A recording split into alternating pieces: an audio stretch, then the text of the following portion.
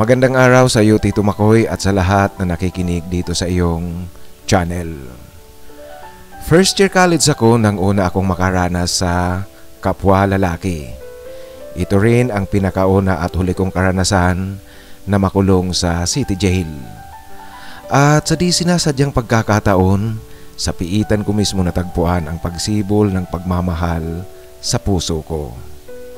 Ako nga pala si Mundi, isang online seller, kasalukuyang naninirahan ngayon dito sa Manila. Taga-probinsya ako, Tito Makoy, nasa probinsya ang pamilya namin. Masasabi ko na ang pamilya namin ay hindi naman masyadong hirap, ngunit sabihin nating mahirap pa rin. Merong sapat na kinikita ang mga magulang namin buhat sa maliit na negosyo na aming kabuhayan. Sa mga pangunahing pangangailangan, Tito Makoy, gaya ng pagkain at pagpapaaral sa aming mga anak, meron yan ang mga magulang ko. Ngunit wala kaming pera kung luho o ano pang walang kwentang bagay ang pag-uusapan. Ang tatay namin, disiplinaryan. Nag-aaral ako sa lungsod at nakatira sa isang boarding house. Ang boarding house na ito ay siyang halfway home namin kung sakaling kinakailangang lumuwas ng syudad ang sinuman sa pamilya namin. Natatandaan ko, Tito Makoy, katatapos lang noon ng midterm exam, nagyaya ang mga kaibigan at kaklase ko na mag-happy-happy kami. Kailangan daw i-celebrate namin ang katatapos pa lang na exam. Pampaalis ng stress at kaba habang nangungudigo noong oras ng examination. Alam nyo na po, Tito Makoy, ang ugali at gawain ng mga estudyante. Pumasok kami sa isang simpleng inuman, malapit din lang sa boarding house na aking tinutuluyan. Subalit alam naman natin na ang ganitong mga lugar talagang laging kakambal ang problema pag mga lasing na ang nasa loob. Napatrobol ang grupo namin laban sa isang grupo sa kabilang lamesa. Bagamat hindi kami ang nag-umpisa ng gulo, nagkalabo-labo, may mga nasaktan at nasugatan.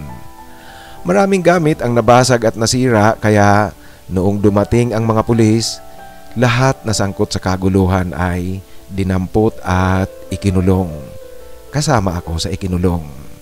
Yung mga kasama ko, palibhasa mga taga rito sa lungsod, may kaya ang kailang mga magulang. Kinaumagahan, naasikaso kaagad at nakalabas sila. Ako, Tito Makoy, hindi taga rito. Wala ang mga magulang ko, hindi ako nakalabas at hindi nakauwi. Nabalitaan na lang ng mga magulang ko ang nangyari sa akin noong tawagan sila ng may-ari ng boarding house na inuupahan namin. Alam niyo po, ang pagkakasangkot sa mga ganyang gulo, yan ang ayaw na ayaw talaga ng tatay namin. Kaya bilang leksyon sa akin, sinadyang hindi kaagad asikasuhin ang problema ko. Nakulong ako ng mahigit 1 linggo. Ang syudad, Tito Makoy, kung saan ako nag-aaral, pangkalahatan ay talagang matahimik. Yung mga kasong katulad ng kinasangkutan namin, mga isolated incidents lang ang mga ganoon. Maging ang city jail, halos palaging walang laman. Nung oras na nakalabas ang huling kaibigan ko na nakapiit, ako na lang talaga ang literal na natira sa kulungan. Walang ibang tao. Alam niyo po, mangiyak-iyak ako sa sama ng loob ko sa mga magulang ko kasi sinadya talaga nilang huwag kaagad asikasuhin ang problema ko. Kahit na hindi naman ako nakigulo, kasama lang sa mga dinampot, ngunit tinutuo ng mga magulang ko ang kanilang babala sa akin noon pa. Maghahating gabi may ipinasok sa kulungan ang mga pulis, doon din sa selda kung saan ako nakakulong. Nahuli ang bagong dating na humihit-hit ng marijuana sa gilid ng daan at nakunan pa ng marijuana sa bulsa ng kanyang pantalon. Liban dyan, Tito Makoy, lasing ang bagong ipasok. Nung dumating nga siya, parang sa tingin ko high na high pa rin at lasing. Mabilog ang kanyang katawan, medyo chubby ng kaunti, ngunit matangkad ito. Ang kanyang pagkatsabi ay bagay rin sa kanyang tangkad. Alam mo, Tito Makoy, takot na takot ako nang ipasok siya kasi kaming dalawa lang ang nasa loob. Malaki siyang masyado sa akin. Matapos mailak ng pulis ang selda, nakaupo lang ako sa sahig sa isang sulok. Halos Tito Makoy hindi ako gumagalaw. Bahagya akong napayuko nang tumingin sa akin ang bagong pasok. Tapos nagsalita siya. Anong problema mo? Bakit narito ka sa loob? Iyan ang tanong niya sa akin. Wala lang, wala ito. Iyan naman ang sagot ko. Wala, pwede ba yun? Makulong ka na wala lang? Alam mo Brad, ibang klase ang trip mo naman Nakulong ka na wala lang? Ito Tito Makoy, ang wika niya na lalong nagpatakot sa akin. Sandali, may tubig ka ba dyan? Pahingi nga, nauuhaw ako. Ayaw bumaba ng tama ko. Yan ang wika sa akin ng bagong dating. Meron, heto, sa'yo na lang to. Yan ang wika ko sa kanya, sabay abot ko ng tubig na takot. Matapos siyang uminom ng tubig, medyo natahimik muna ng bahagya. Tito Makoy, ako naman, dinalaw na ng antok dahil nga pagod ako sa katatayo sa piitan. Humiga ako sa karton na nakalatag sa sahig. Medyo dumilim ang silda nang patayin ng nakaduting pulis ang ilaw na malapit sa may pintuan ito. Wala akong gamit pantulog, liban sa t-shirt na iniwan ng kasama ko yung huling lumabas na kaibigan ko rin. Iniwan niya sa akin para raw meron akong bihisan. Walang lamok sa loob ng selda pero malamig ito Tito Makoy. Nilalamig ako kaya nakahiga ako na parang hipon ang itsura. Mga ilang saglit ang lumipas, tumabi sa akin ang bagong pasok. Marahil nilalamig din kaya humiga ito tumabi sa akin. Lalo akong natakot Tito Makoy kasi baka kung anong gawin sa akin. Lalo na't bangag ito at lasing. Malamig na malamig talaga sa loob ng selda kasi ang likod nito ay open space. Meron lang screen kaya pumapasok talaga ang hangin. Ngunit walang lamok. Naramdaman ko nga Tito Makoy na nanginginig sa lamig ang katabi ko itong bagong pasok. Marahil dala ito ng epekto ng marijuana kaya tila mas nilalamig siya kaysa sa akin. At maya't maya, walang ano-ano Tito Makoy, yumakap siya sa akin. Marahil para nga mawala ang lamig at panginginig na kanyang nararamdaman. Kaya naman, lalo akong kinabahan. Gusto ko sanang tawagin ang pulis ngunit ayoko namang mag-iskandalo kasi wala naman siyang ginagawang masama sa akin. Talagang natatakot lang ako. Nag-check ang pulis na naka-duty, tiningnan kami sa loob ng selda. Nakita niyang natutulog kaming magkatabi at nakayakap pa sa akin ang bagong dating. Wow naman, ang sweet! Yan Tito Makoy, ang panunukso sa amin ng pulis na tumatawa pa. Maging ako nga Tito Makoy natawa rin dahil medyo nahihiya talaga ako sa porma namin. Ngunit ang pagkakayakap sa akin ng kasama ko, nakabuti rin kasi nawala ang lamig na nararamdaman ko. Hindi ko nga namamalayan, pareho kaming nakatulog ng mahimbing. Nakayakap siya sa akin hanggang sa magising kami noong umaga. Ngayon Tito Makoy, matino na siyang tingnan kasi wala nang tama sa kanya, wala na ang pagkabangag at pagkalasing. Pasensya ka na sa akin kagabi, alam mo, nilamig talaga ako ng husto. Buti na nga lang hinayaan mo akong yumakap sa'yo kasi nanginginig talaga ako sa lamig. Yan Tito Makoy ang paghingi sa akin ng paumanhin ng kasama ko ngayon. Ako nga pala si Rod. Yan ang kanyang pagpapakilala sa akin, sabay iniabot ang kanyang kamay. Rod pala ang pangalan mo. Ako naman si Mundi. Ito rin ang sagot ko sa kanya. Ano bang problema mo? Bakit nandito ka sa loob ng kulungan? Alam mo ang itsura mo mukhang disente. Huwag mo na akong gayahin pa. Kasi ako wala na talaga ako. Ganito na lang siguro ako. Yan ang wika niya sa akin Tito Makoy. Bakit mo naman nasabing wala ka nang pupuntahan? Bata ka pa. Yan ang sagot ko sa kanya. Estudyante ako sa isang pamantasan dito sa lungsod. Kaso nga lang, kagabi, nasangkot sa problema. Yan ang kanyang pagkikwento sa akin. Alam mo Tito Makoy, sa maghapon na magkasama kami sa loob ng selda, nagkapalagayang loob kaming dalawa na parang matagal na kaming magkaibigan. Buong maghapon Tito Makoy, wala na namang dumating mula sa pamilya ko kaya nalungkot na naman ako. Ngunit itong si Rod ang sabi sa akin, "Sus, para ka namang bata dyan. Hayaan mo kung ayaw ka nilang asikasuhin ngayon, maiinip din ang mga iyon, palalabasin ka." Yan ang kanyang wika sa akin. At nung kinagabihan Tito Makoy sa aming pagtulog, palibhasa, nagkapalagayang loob na kami.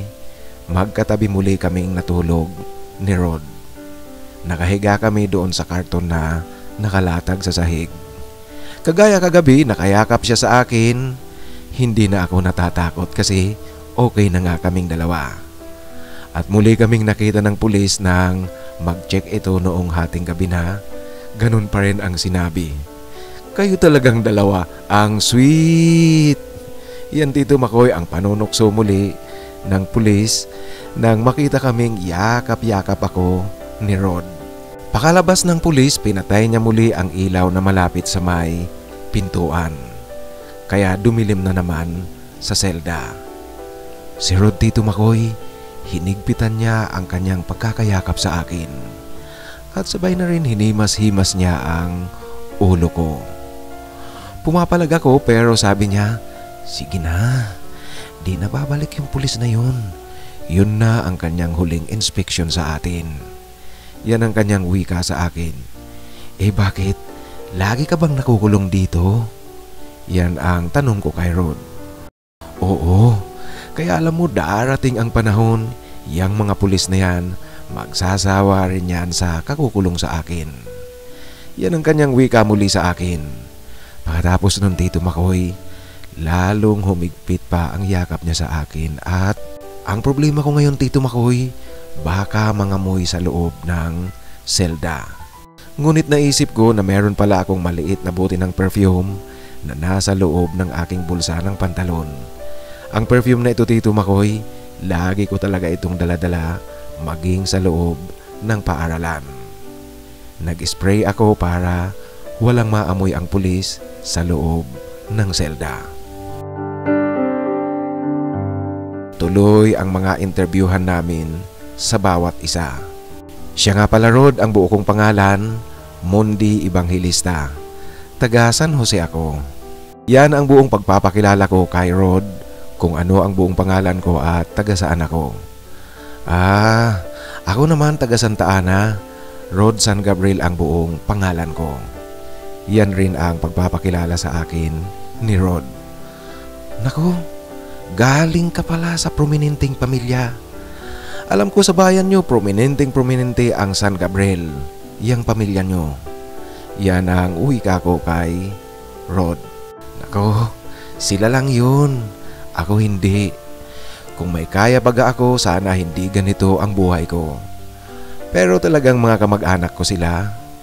Kaso nga parang ang tingin nila sa akin ay bahid sa pagiging prominente ng pamilya nila.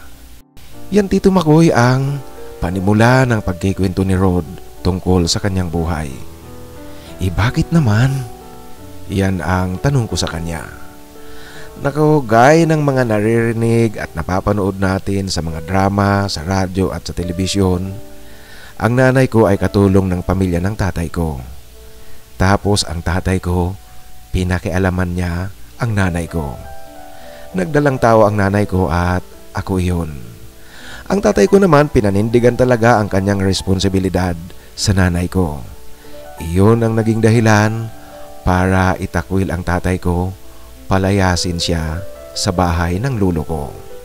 Yan Tito Makoy ang pagpapatuloy pa ni Rod. Alam nyo, nakikita kong parang gustong-gusto ni Rod na magkwento ng kanyang buhay kaya hinayaan ko siyang magkwento tungkol sa buhay niya. Alam mo, ang nanay ko kasi ulilang lubos na sa mga magulang kaya sa murang edad napilitan siyang mamasukan bilang kasambahay.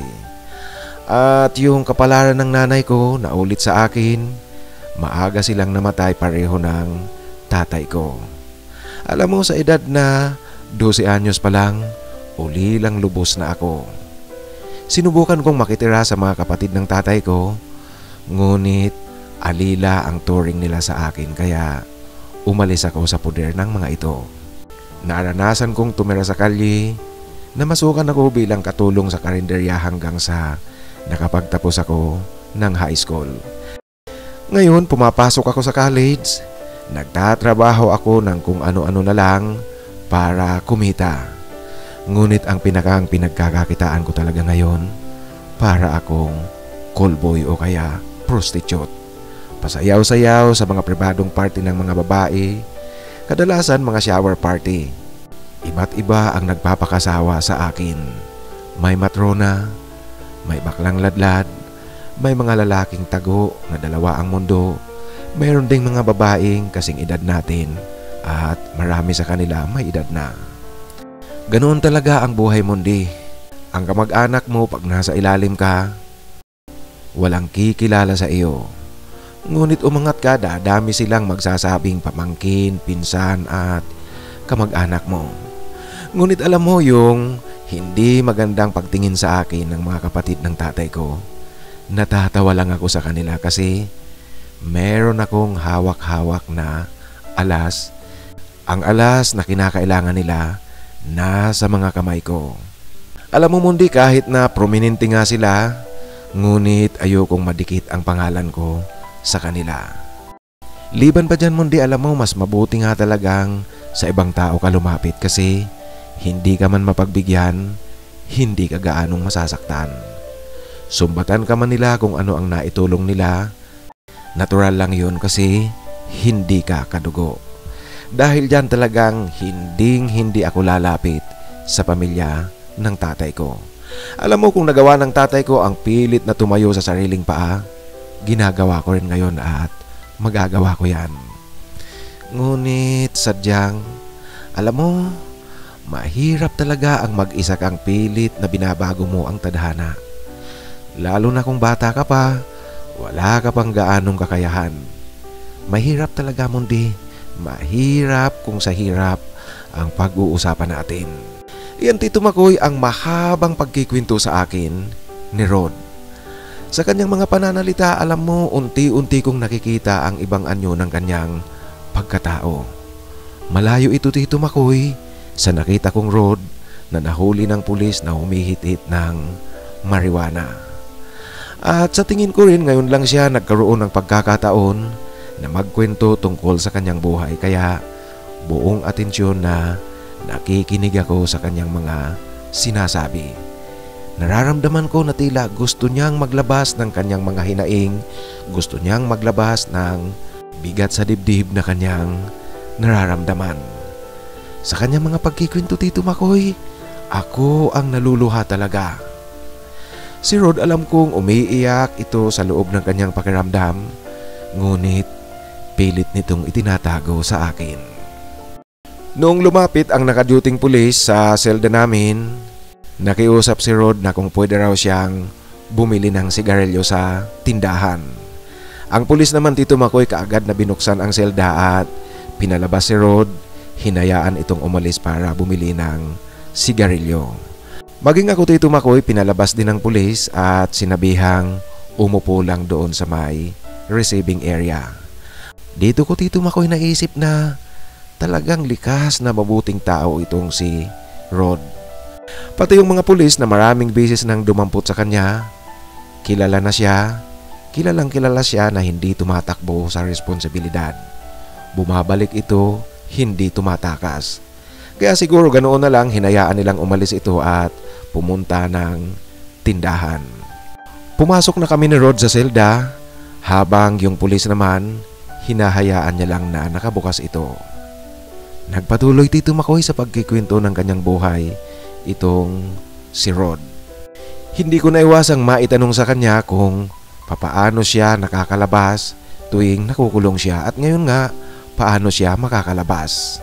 Yaan mo mundi, merong mag-aasikaso sa akin. Isang matrona na regular na customer ko. Yan ang kanyang wika sa akin. Ganun ba? Oo sabi. Alam mo sa ngayon hindi niya pa alam na narito ako sa loob ngunit 1 o 2 linggo na hindi niya ako makontak. pupunta yon dito. Alam niya yan. Ilang beses nang nangyari ang ganito sa akin. Tito Makoy, gaya ng mga nakaraang araw, wala kaming magawa kundi ang magkwentuhan sa selda. Ang selda ay hindi na kinakandado ng pulis, kami na nga lang ni Rod ang nagsasara nito. Nagtsatsaga ako sa mga kwento niya kasi parang ganadong-ganado itong magkwento tungkol sa kanyang buhay. Ngunit mga ilang saglit dumating ang tatay ko kasama ang isang abogado. Tulad ng inaasahan ko, Tito Makoy, sermon ang inabot ko sa harap ng pulis at sa harap ng abogado. Inayos nila ang problema ko at makalipas nga ang ilang oras, ganap na akong pinalaya ng pulis. Nang magpaalam ako kay Rod, ngumiti siya, natutuwa raw siya at nakalabas na ako. Ngunit Tito Makoy, nakikita ko rin ang lungkot sa kanyang mga mata na pilit niyang ikinukubli sa akin. Mundi, tumino ka na, nakakahiya dyan sa papa mo. Yan ang kanyang pabirong wika sa akin, Tito Makoy, habang papalabas ako ng city jail. Ngunit Tito Makoy, noong gabi na, ito ang unang gabi na mag-isa ako. Ewan ko ba, Tito Makoy, hinahanap ko si Rod. Nalulungkot akong masyado. Sa ilang araw kasi na magkasama kami sa city jail, parang nasanay na akong katabi siya sa pagtulog. Kaya naman kinabukasan, di talaga ako mapalagay. Namimiss ko si Rod. Pakalabas ko ng huling subject ko sa paaralan, dumiretso ako sa city jail. Dinalhan ko siya ng mga pagkain at inumin. Tuwang-tuwa naman itong si Rod nang dumalaw ako sa kanya. Bakas na bakas ko na walang mapaglagyan ang tuwa sa kanyang mukha. Yung silda, Tito Makoy, dahil nga si Rod lang ang naroon, bukas ang pinto kaya dumiretso rin ako sa loob ng selda. Ngunit Tito Makoy, hindi ako pwedeng magtagal na masyado sa selda, kaya makalipas ang ilang sandaling kwentuhan namin, nagpaalam na ako kay Rod. Ang ginawa ni Rod, Tito Makoy, hinila niya ako para mas lalong makalapit sa kanya. At pakiramdam ko, hindi namin pareho mapigilan ang aming mga sarili. Pinapadama ko talaga sa kanya na nandito lang ako, sasamahan ko siya at dadamayan. 2 linggo akong masyadong abala para mahabol ang mga backlogs ko sa paaralan. Ito'y dala nga ng pagkakakulong ko sa city jail. Kaya paaralan, library at internet ang buhay ko araw-araw. Marami kasing mga research ang kinakailangang gawin. Ito ang dahilan kaya hindi ako nakakadalaw kay Rod. Isang gabi, Tito Makoy, pagkatapos kong kumain ng hapunan, upo kaagad ako sa harap ng computer para mag-research online. Meron akong narinig na kumakatok sa gate ng boarding house. Kaya pinuntahan ko ito at nakita ko, Tito Makoy, si Rod ang nasa labas ng gate. Agad ko siyang pinapasok sa bahay at ngayon pareho na kami nasa labas at hindi siya sumira sa kanyang pangako sa akin noon na bibisita siya sa akin pag nakalabas siya. Naku Rod, buti naman napasyal ka talaga. Alam mo, tuwang-tuwa ako ngayon sa pagdalaw mo. Ito ang wika ko sa kanya. Bakit naman hindi? Ikaw lang yata ang nagtsatsagang makipag-usap at makinig sa akin kaya hindi pwedeng hindi kita dalawin. Yan ang wika sa akin ni Rod na naghatid sa akin, Tito Makoy, ng kiliti sa aking tainga dahil sa pandinig ko, napakasarap ng kanyang pananalita. Ang pagdating ni Rod sa boarding house ay siyang nagpatigil sa akin sa ginagawa kong research online. Hindi na umuwi si Rod sa kanyang tinutuluyan noong gabing iyon kasi hindi ko na siya pinayagang umuwi. Dito siya sa boarding house nagpalipas ng gabi. Nagtuloy-tuloy na ang aming samahan ni Rod, hindi lang magkaibigan kundi higit pa dyan. Halos palagi na siyang nasa boarding house at mahirap muna kaming mapaghiwalay. Masayang masaya kami sa aming relasyon. Nagpapasalamat sa akin si Rod kasi ako lang raw talaga ang nagbibigay ng panahon sa kanya na makinig at intindihin ang kanyang pagkatao. Kaya naman talagang lantarang sinabi ko sa kanya na mahal ko na talaga si Rod. At sa pagsibol ng aming kakaibang pagkakaibigan at pagmamahalan, alam mo Tito Makoy, nakita ko rin kay Rod ang biglang napuno siya ng pag-asa. Kitang-kita ko yan sa kanyang mga kilos at pananalita. Nakita ko rin na lalo siyang naging seryoso sa kanyang pag-aaral. Natutuwa ako Tito Makoy sa aking mga nakikita kay Rod. Kay bilis ng paglipas ng mga araw at sa bawat oras mula nang maging magkasama kami, wala akong ni isang bagay na pinagsisisihan sa aming ugnayan. Mundi, alam mo, nakakatuwa talaga kasi matatapos ko rin ang kolehiyo sa loob ng 7 taon. Yan ang wika sa akin ni Rod. Oo nga Rod, ang bilis. Parang kailan lang nang magkakilala tayo. Ito naman ang pagsang-ayon ko sa kanya. Ano nga pala ang plano mo Rod pagkatapos nating graduate? Yan ang pagtatanong ko kay Rod. Alam mo Mundi, parang gusto kong mangibang bansa para tuluyang talikuran at kalimutan ang pagkatao ko ngayon. Alam mo parang hindi ko malunok ang sarili ko kung iniisip ko kung sino ako at kung ano ang ginagawa ko. Yan ang kanyang wika sa akin. Bakit naman? Wala akong nakikitang masama dyan sa ginagawa mo. Basta Rod, huwag kang titigil. Abutin mo ang mga pangarap mo. Yan Tito Makoy ang pagpapalakas ko ng loob kay Rod. Ewan ko lang Mundi, pero para sa akin mas madali kong matatakasan at may babaon sa limot kung ano ako ngayon, kung mangingibang bansa ako. Iniisip ko baka Canada o kaya New Zealand. Punta tayong dalawa. Sama tayong mangibang bansa. Ano sa tingin mo? Yan ang wika sa akin ni Rod. Pwede rin naman, bakit hindi? Maganda rin yung iniisip mo. Yan Tito Makoy ang sagot ko kay Rod na alam niyo po, meron talagang ngiti sa aking mga labi nung marinig ko ang pagyayaya ni Rod. Ang pinag-uusapan na kasi namin ngayon ay kung paano kami magtutuloy-tuloy sa aming pagsasama. Magandang opsyon nga talaga ang pangingibang bansa. Isang araw pumunta sa akin si Rod, merong daladalang plastic envelope. Ang sabi niya sa akin kung pwede raw na dito ko sa bahay itago ito kasi mas secured dito, hindi mababasa. Ang boarding house ko kasi Tito Makoy maayos, walang tumutulo kung umuulan. Hindi raw katulad ng boarding house ni Rod na kung umuulan, kinakailangan niyang magpayong sa loob ng boarding house. Tinanong ko siya kung ano ang mga nasa loob ng envelope. Ayon sa kanya, naku Mundi, mga importanteng papilis yan. Birth certificate ko, birth certificate ng nanay ko at tatay ko.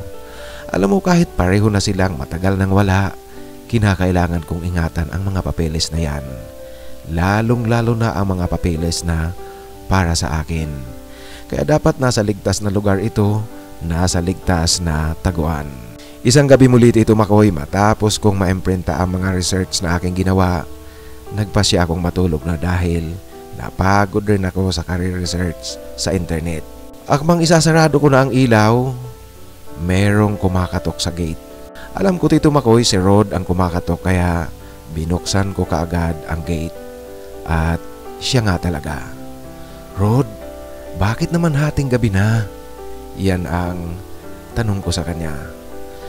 Sorry, alam mo, galing ako sa hanap buhay kaya pagod na pagod ako. Yan ang kanyang wika sa akin Tito Makoy at kitang-kita ko talagang pagod na pagod ito. Kaya naman pinaupo ko siya at binigyan ko ng malamig na tubig. Lasing itong si Rod. Nasilayan ko sa kanyang muka ang sobrang pagod kaya halos nga makatulog na ito sa upuan. Nagkwento siya sa akin na sumayaw pala siya sa isang shower party. Pagod na pagod raw siya, ang dami niyang ginawa. Ngunit barat ang umarkila sa kanya. Alam mo Mundi, iyan ang isa sa mga kinakailangan kong pagtiisan. Minsan may mga kumukontrata sa akin na masyadong barat. Ang daming gagawin, mapapagod ka. Tapos pagdating sa bayaran, babaratin ka lang. Ngunit okay na rin yan kaysa sa wala. Wala akong magagawa kasi kung hindi ko naman tatanggapin, wala akong pangsustento sa sarili ko. Yan ang kanyang pagkikwento, Tito Makoy. Tinanong ko siya kung kumain na ng hapunan, ngunit ayon sa kanya, kumain na raw siya doon sa party kung saan siya sumayaw. Nakakatulog na nga sa kanyang pagkakaupo itong si Rod, kaya sinabihan ko siyang pumasok na sa silid at magpahinga. Sa kanyang pagtayo dahil nga sa lasing halos mabuwal ito, buti na nga lang at nasalo ko kaya inalalayan ko na siya papasok sa silid. Matapos kong mailak ang pintuan ng aking boarding house at mailigpit ang kinakailangan kong iligpit, pumasok na rin ako sa silid tulugan. Pagpasok ko nga, Tito Makoy, sa aking silid tulugan, kitang-kita kong humihilik na ng malakas itong si Rod. Tulog na tulog, talagang pagod na pagod. Dala siguro ng mahabang panahon na magkasama kami, alam ko ang kanyang buhay. Alam mo, Tito Makoy, para talaga akong nalunod sa awa. Tinitingnan ko siya, Tito Makoy, iniisip ko ang isang taong galing sa kilalang angkan ng mga may kaya. Ngunit ang taong ito sa harapan ko, naghihirap ng ganito.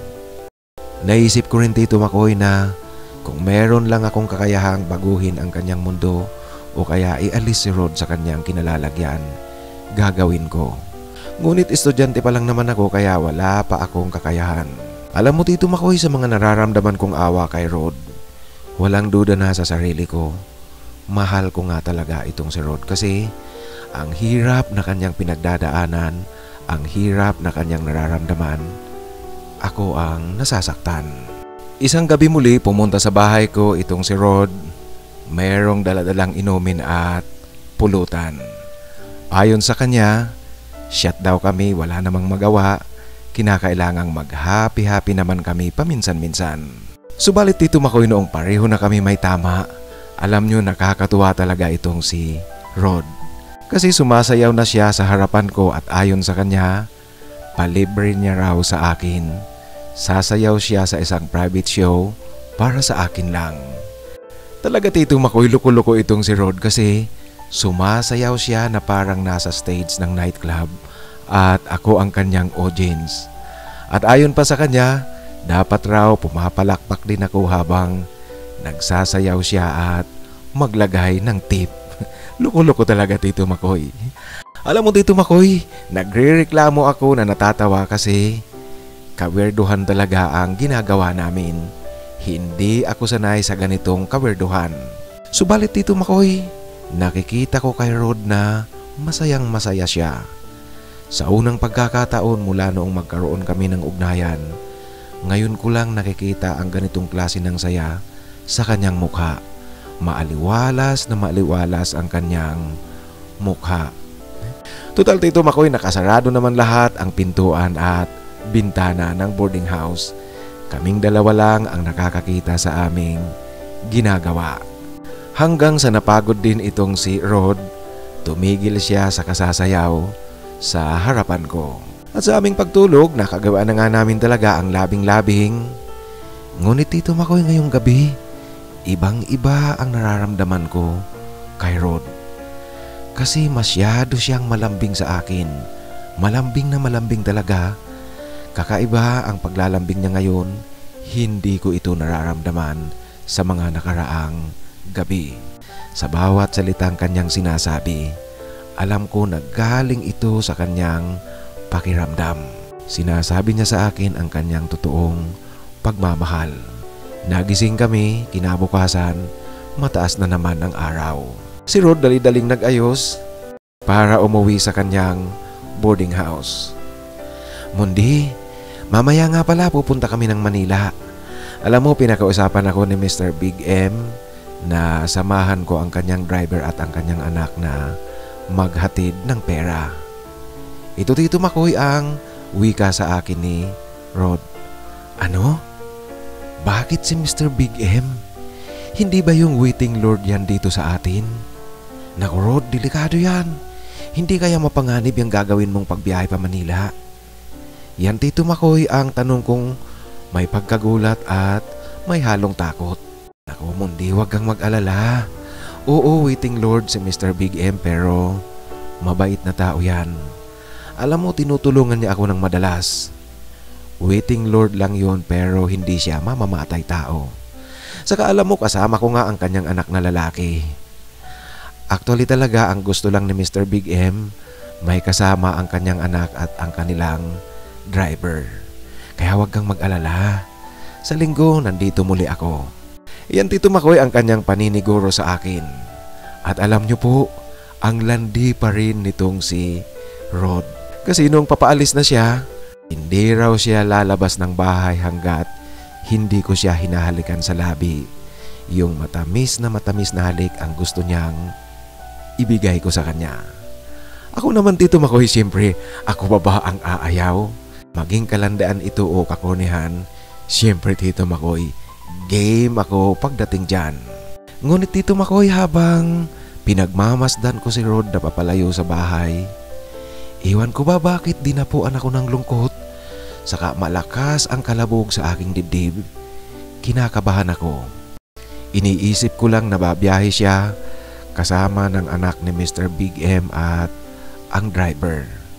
Alam nyo na po, kilalang waiting Lord sa amin, si Mr. Big M. Kaya Tito Makoy, hindi ko talaga maipaliwanag ang takot na aking nararamdaman. Noong hapong papaalis na nga papuntang Manila itong si Rod, nag-text sa akin na lalarga na raw sila at muling siniguro sa akin na sa linggo, babalik siya. Nag-reply lang ako sa kanya ng ingat. Ngunit Tito Makoy, iwan ko ba talagang kabado ako sa pagbiyaheng ito ni Rod.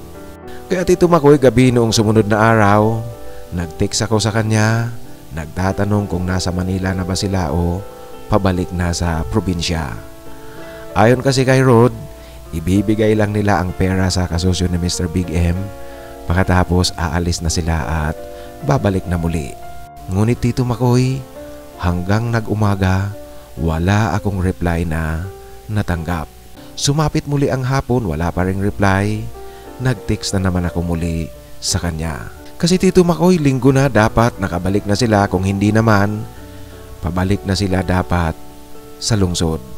Sinubukan kong tawagan ang kanyang cellphone, ngunit ayon sa voice recorded message, cannot be reached ang sinasabi.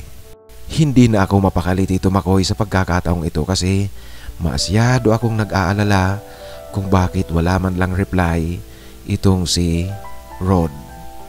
Kinabukasan nga, wala pa ring reply at nagulat ako kasi merong isang sasakyan na tumigil sa tapat ng compound ng boarding house. May mga sakay na lalaki. Kinabahan ako Tito Makoy na kinausap ko ang mga ito. Mga tauhan pala sila ni Mr. Big M. Gusto nila akong makausap Tito Makoy, baka sakali raw na meron akong update tungkol kina Rod at sa anak ni Mr. Big M. Kasi maging sila, wala silang naririnig at hindi nila alam kung nasaan na at kung ano ang nangyari. Hindi nila makontak ang tatlo. Kuya, alam niyo po, ako nga dapat ang magtanong sa inyo kasi hindi ko rin makontak si Rod. Hindi rin nagre-reply sa text. Yan ang wika ko sa mga tauhan ni Mr. Big M. Nalaman ko Tito Makoy na nabanggit pala ni Rod ang tungkol sa akin, kaya noong hindi na nga nakukontak ang tatlo, pinahanap ako ni Mr. Big M. Umalis ang mga tauhan ni Mr. Big M. Nagpalitan kami ng cellphone number para magbalitaan kung sakasakaling merong update ang sino man sa amin. Nung araw ding iyon, malapit ng dumilim, nakatanggap ako ng tawag sa isa sa mga tauhan ni Mr. Big M. Natakot ako at nabigla sa kanilang sinabi sa akin na dadaanan daw nila ako kung gusto kong sumama kasi meron nang tumawag sa kanila. Nasa ospital ang anak ni Mr. Big M at si Rod. Nasangkot pala Tito Makoy sa isang aksidente. Ayon sa impormasyong nakalap ni na Mr. Big M, binangga ang nasasakyan ni na Rod. Nahulog ito sa bangin. Yung driver patay kaagad. Si Rod at ang anak ni Mr. Big M, critical ang kalagayan. Kaya Tito Makoy, hindi ako nag-alangan, hindi nagdalawang isip. Sumama ako sa kanila. Kinailangan pang i-airlift ang dalawa papunta sa Manila para dalhin sa isang ospital na mas moderno. Nagawa iyon dahil nga sa koneksyon ni Mr. Big M. At sa isang ospital sa Manila, Tito Makoy, ilang oras matapos idating sina Rod, yung anak ni Mr. Big M, pumanaw. Si Rod naman, Tito Makoy, nasa ICU. Alam niyo po, habang pinagmamasdan ko siya, hindi ko talaga mapigilang maluha sa sobrang awang nararamdaman ko kay Rod. Ngunit nagkamalay siya at nang idilat niya ang kanyang mga mata, nakilala niya ako, Tito Makoy. Rod, huwag ka na munang magsalita. Makakasama sa iyo ang pagsasalita. Yan ang wika ko sa kanya. Subalit, Tito Makoy, nagpumilit itong magsalita. Hindi niya mabigkas ng maigi ang kanyang gustong sabihin sa akin. Ngunit, Tito Makoy, naiintindihan ko na ang kanyang sinasabi ay ang envelope na kanyang ibinigay sa akin. Yung iniwan niya sa bahay. Rod, yung envelope ba? Anong gusto mong gawin ko sa envelope? Dalhin ko rito? Yun ba? Yan ang tanong ko sa kanya, Tito Makoy.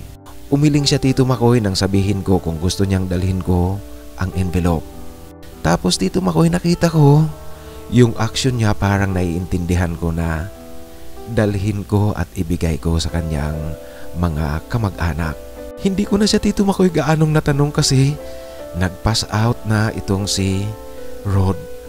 Kaya naman, tarantang-taranta ako, tinawag ko kaagad ang mga attendant. Nagkakagulo na sila sa ICU. Pilit nilang inire-revive itong si Rod. Ngunit, Tito Makoy, sa kasamaang palad, makalipas ang pagsusumikap ng mga doktor at nurse na i-revive si Rod, pumanaw na ang kaibigan ko. Alam mo, Tito Makoy, bumuhos ang luha sa aking mga mata. Ang nagpapaiyak kasi sa akin ay ang awa ko kay Rod sa kanyang kalagayan, ang kanyang pagsusumikap na lumaban sa buhay. Saka yung sitwasyon na wala man lang ni isa sa kanyang mga kamag-anak ang nagmamalasakit sa kanya. Ito, Tito Makoy, ang masakit para sa akin, ang makita ko ang kaibigan ko sa ganyang kalagayan. Kaya patuloy ako sa aking pag-iyak, Tito Makoy, hanggang sa tinitingnan kong inilalabas na si Rod sa ICU para dalhin sa morgue. Saludo rin ako kay Mr. Big M kasi hindi niya pinabayaan si Rod kahit na masaklap din ang sinapit na pagpanaw ng kanyang anak na kasama ni Rod sa aksidente. Matapos kong sabihin sa kanya kung taga saan si Rod, pinahanap niya ang mga kamag-anak nito sa kanyang mga tauhan para kunin ang mga labi ni Rod at iuwi sa kanilang bayan. Ako, Tito Makoy, sa pagpanaw na iyon ni Rod, pinuntahan ko siya sa kanyang lamay noong ika-4 na araw na. Alam niyo po, dito ko nakita kung anong klase talaga ang budhi ng mga kamag-anak ni Rod. Nadatnan ko, wala man lang ni ibang taong nakikiramay sa kanila.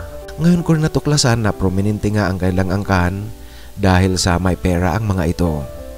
Ngunit prominente din pala ito sa pagiging pangit na pakikisalamuha sa kanilang lugar.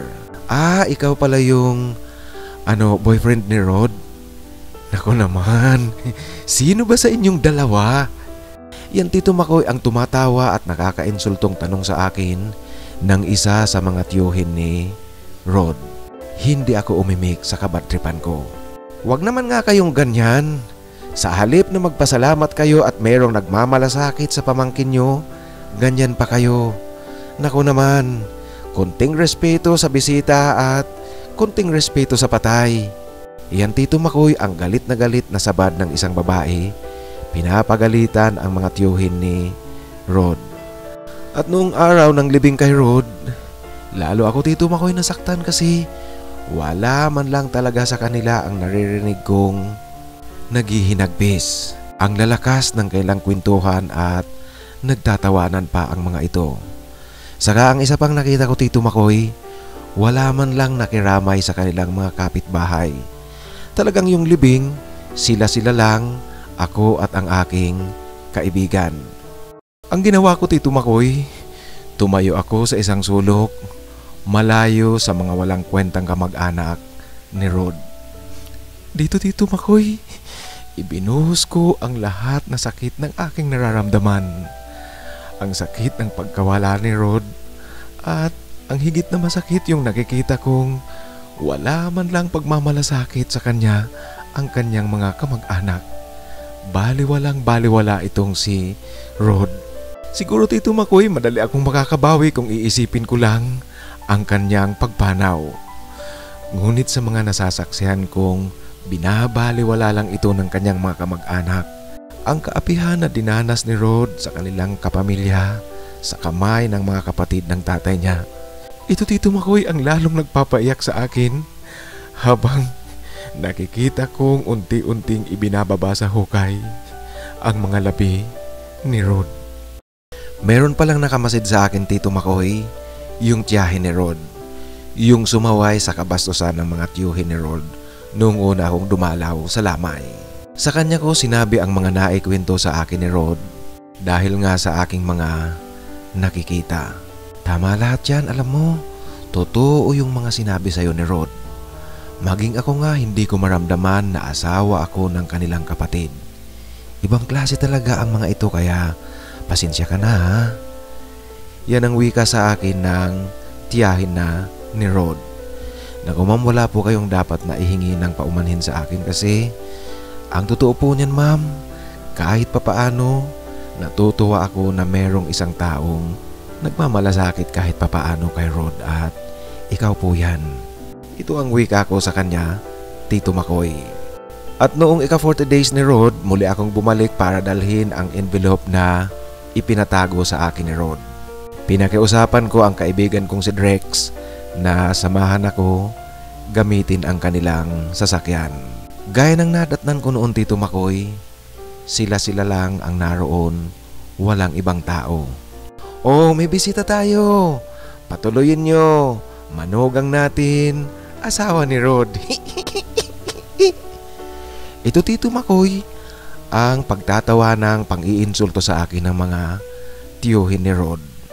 Nabadtrip na naman ako Tito Makoy. Ano ba kayo? Di nyo ba talaga kayang maging edukado? Huwag naman kayong nambabastos ng bisita. Yan Tito Makoy ang galit na pananalita ng tiyahin ni Rod, yung nakausap ko nung una akong dumalaw sa lamay at yung nakipag-usap din sa akin sa sementeryo. Tamimi lahat ang mga tiyuhin ni Rod sa sinabi ng kanyang tiyahin. Nagsalita ako Tito Makoy ng mahina. Ay hindi po ako asawa ni Rod, kaibigang tunay. Magkaibigan kami ni Rod. At mawalang galang po, alam niyo po, iniisip ko nga talagang sana kay Mr. Big M ko na lang ibigay itong envelope na aking daladala kasi alam niyo po si Mr. Big M ang karapat dapat humawak nito. Kasi siya ang tanging nakita kong nagmalasakit kay Rod, sumaklolo at tumulong kay Rod noong nakikipaglaban siya sa hamon ng buhay. Ngunit dahil sa kaibigan ako ni Rod, isang mabuting kaibigan ko si Rod, dinala ko itong envelope na ito. Biyaya yan ni Rod para sa inyo. Biyaya galing sa pamangkin nyong ni hindi nyo man lang inasikaso, ni hindi nyo itinuring na kadugo at pamangkin. Sana po i-enjoy nyo yung pamana sa inyo ni Rod. Yan Tito Makoy ang pasimpleng banat ko sa kanila. Sabay inilapag ko sa may upuan ang envelope na aking daladala. Tahimik silang lahat ng bahagya. Ngunit ilang sandali lang nakikita kong nagtatalo na kaagad ang mga swapang kung kanino mapupunta ang mga ari-arian na dapat sana kay Rod. Binigyan din kami ni Drex ng juice para inumin, ngunit hindi ko ito ininom Tito Makoy. Nagpaalam na ako sa tiyahin ni Rod, yung isang taong natatanging merong matinong pag-iisip sa pamilya. Umalis kami ni Drex pauwi na sa lungsod at habang tumatakbo ang sasakyan, naiintriga pala sa akin itong si Drex. Mundi, sana wag kang magagalit sa itatanong ko. Yan ang wika niya sa akin. Eh bakit, ano ba yun? Yan ang tanong ko naman kay Drex. Alam mo Mundi, nagtataka lang ako kung bakit ganoon na lang ang pagka-concern mo kay Rod. Di mo naman siya kadugo, di mo naman siya kaano-ano. Ano bang meron? Ito ang kanyang tanong sa akin, Tito Makoy. Nako Drex, alam mo, kayong mga kaibigan ko merong dapat na malaman. Baka sasabihin kong ito pa isa-isa na kayong lumayo sa akin. Yan ang wika ko kay Drex. Bakit naman Mundi? Ano ba yun? Alam mo Drex, ako at si Rod ay mag-asawa. Yan Tito Makoy ang diretsahang sinabi ko sa kaibigan kong si Drex. Nakita ko siya nagulat na bigla sa kanyang narinig. Ngunit bigla rin itong bumawi. Kaya pala ganoon. Naku Mundi, walang problema yan, huwag kang mag-alala. Bakit naman kami lalayo sa'yo? Kaso talagang iniisip ko lang kung paano nangyari. Wala kaming nakikita sa'yo na pwedeng ipagduda namin. Yan ang pagpapatuloy ni Drex sa akin. Nagpapahayag ng kanyang pagkabigla talaga. Alam mo Drex, maging ako nga rin, hindi ko alam, basta bigla na lang dumating sa punto na kaming dalawa na ni Rod. Saka alam mo Drex, hindi naman porkit nagkaibigan kami ni Rod, pati kayong mga kaibigan ko tataluhin ko na. Hindi ako ganoon. Mga bro tayo, hindi ko kayo tataluhin. Yan Tito Makoy ang paniniguro at wika ko kay Drex. Napangiti lang itong si Drex at nailing ng kaunti sa kanyang nalaman at narinig mula sa akin. Tito Makoy, lumipat ako dito sa Manila pagkatapos kong graduate ng college. Ito'y para makalimutan ko ang bangungot na dumaan sa akin. Ngunit alam mo Tito Makoy, hanggang ngayon, hindi pa rin nawawala sa aking isip si Rod. Hindi ako nakaka-move on Tito Makoy. Mahirap makamove on kahit na ilang taon na ang nakalipas. Yung magkahalong awa at pagmamahal ang dahilan, kaya hindi ako nakaka-move on. Mahirap pala Tito Makoy ang ganito. Yung mawala ang mahal mo sa buhay, lalong-lalo na kung nakita mo pa kung ano ang kanyang sakripisyo at pakikipaglaban sa hamon ng buhay. Alam mo Tito Makoy, hindi rin nawawala sa isipan ko yung kabaliwang ginawa namin ni Rod. Noong gabing masayang-masaya kami. Yung sumasayaw siya sa harapan ko na parang private show. Hindi ko akalain Tito Makoy na kaya pala ganoon siya noon, kasi yun na ang huling sayaw ni Rod. Si Mr. Big M naman, bilang respeto at pasasalamat ko, kung umuwi ako ng probinsya, sinisiguro kong dalawin siya at kumustahin. Natutuwa naman ito pag dinadalaw ko. Matanda na rin itong si Mr. Big M at matagal na rin siyang tumigil sa pagwe-waiting. Si Mr. Big M Tito Makoy, siya ang klase ng tao na kung pakikinggan mo lang ang bansag sa kanyang waiting lord, matatakot ka, iisipin mong masamang tao ito. Ngunit ang katunayan niyan, kabaliktaran yan sa totoong pagkatao ni Mr. Big M. Napakabuti niyang tao, kaya malakas at mataas ang respeto ko sa kanya. Tuwing inaalala ko kung paano niya pinahalagahan si Rod na aking minahal. Hanggang dito na lang po Tito Makoy ang aking kwento. Pasensya na po at napahaba ang aking sulat. Sana magustuhan ng iyong mga taga-subaybay at sana mapili nyo at mailathala nyo dito sa iyong channel. Lubos na gumagalang, Mundi. Maraming salamat Mundi sa pagbabahagi mo ng iyong kwento. Alam mo yung kwento mo, yung nararamdaman mo ngayon, hindi yan nakapagtataka. Kasi alam mo, masakit na masakit talaga ang mawalan ng mahal sa buhay. Lalong-lalo na si Rod na meron pa kayong romantikong ugnayan. Sa tingin ko nga mahal na mahal mo talaga itong si Rod. Kahit sino talaga sa kalagayan mo, yung nakita mo pa kung paano lumaban ang tao sa hamon ng buhay, kung paano nagsusumikap at kung paano lumaban, tumayo sa kanyang sariling paa ang iyong kaibigan na si Rod. Talagang kahit na sino naman, kukurutin ang pakiramdam talaga. Walang pusong hindi maaantig sa ganyang sitwasyon. Ngunit alam mo, medyo matagal na rin pala ang lumipas. Unti-unti ka nang mag-move on. Hindi ko sinasabing tuluyan mong kalimutan si Rod. Ngunit humanap ka ng mga bagay na kahit papaano makakamove on ka. At saludo rin ako sa iyong pagpapahalaga sa kaibigan mong si Rod. Saludo ako sa ginawa mo. Sa muli, maraming salamat sa pagbabahagi mo ng iyong kwento.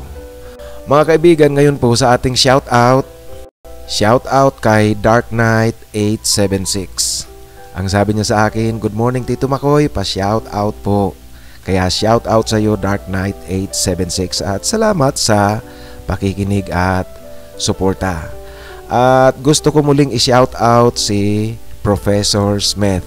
Prof. Smith, magandang araw, magandang gabi, magandang umaga, magandang hapon. Kung anumang oras pong nakikinig ka, magandang araw sa iyo. At salamat sa tuloy-tuloy na suporta. At ang isa sa ating mga hinahanapan ng forever, si Paulo Laison, sina-shoutout ko kasi ang sabi niya sa akin, sana po Tito Makoy makakuha din ako ng subscriber dito sa YouTube channel mo.